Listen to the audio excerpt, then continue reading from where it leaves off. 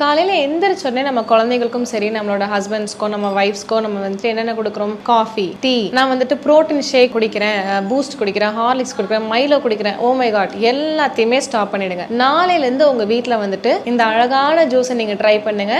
என்னன்னு கேட்டிங்கன்னா, வெள்ளை பூசணி ஜூஸ், ஒயிட் பம்கின், ஆஷ்கார்ட். ஸோ கண்டிப்பாக இந்த ஒரு ஜூஸ் வந்துட்டு உங்களோட லைஃப்பில் ஒரு பெரிய பெரிய மாற்றத்தை கொண்டு வரும். வெள்ளை பூசணி ஜூஸ் எப்படி போடலாம்? நீங்கள் வெள்ளை பூசணியை தோல் மட்டும் நீக்கிட்டு உள்ள மிக்சியில் போட்டு நல்லா அரைச்சிட்டு ஒரு மெஷ் கிளாத் வச்சு நல்லா வடிகட்டி ஜூஸை மட்டும் எடுத்துட்டு கொஞ்சோண்டு உப்பு, பெப்பர், தேன் ஊற்றி நீங்கள் சாப்பிடலாம். வீசிங், சைனஸ், ஆஸ்துமா இருக்கிறவங்க வந்துட்டு எடுக்காதீங்க.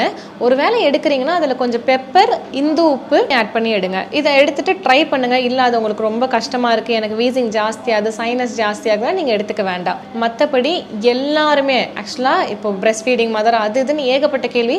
எல்லாருமே வெள்ளை பூசணி ஜூஸை ரெகுலராக எடுக்கலாம், வாழ்நாள் முழுக்க எடுக்கலாம். அவ்வளோ அருமையான மருத்துவ குணங்கள் அந்த ஜூஸ்.